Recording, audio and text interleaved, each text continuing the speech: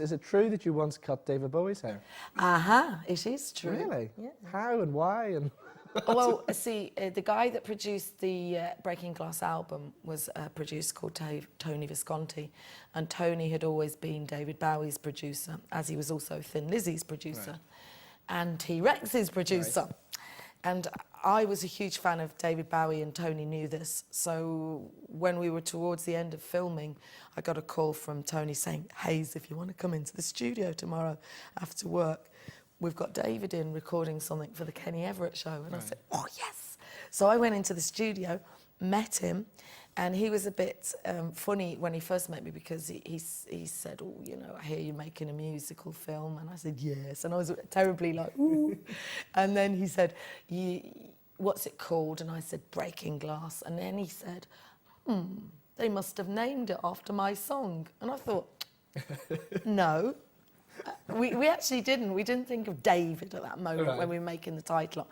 I remember making the title up because I was saying to the director, it's like being in a glass ball, this character that I'm going to play, and she eventually is trying to smash out. Breaking Glass, we all went. Yeah.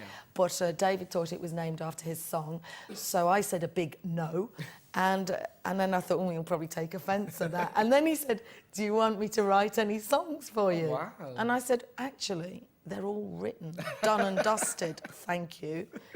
And then he was really sweet, and instead of being, you know, taking the ump with me, he said, "Here, you cut hair," because I used to give Tony Visconti the old trim every so often, because my mum was a hairdresser, so she taught me a bit. And I said, "Yeah, I do, I cut Tony's hair." He said, "Would you give us a haircut?" And I didn't want to at all, because he was one of my heroes. Yeah. And imagine making a huge, horrible slip on your hero's hair. Yeah. You know, I can remember buzzing my husband's hair once, you know, and I was doing it on a number 2, and he said, "Oh, just take the blade off and do it raw." And I went, "Are you sure? Are you sure?" And I started to do that, and he went, like that. And suddenly there was a big hole, and I had visions of doing that to David's hair.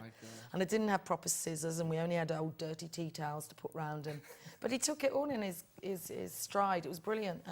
But his assistant, I thought she was going to, you know, scratch my eyes out. She was watching me, you know, every move.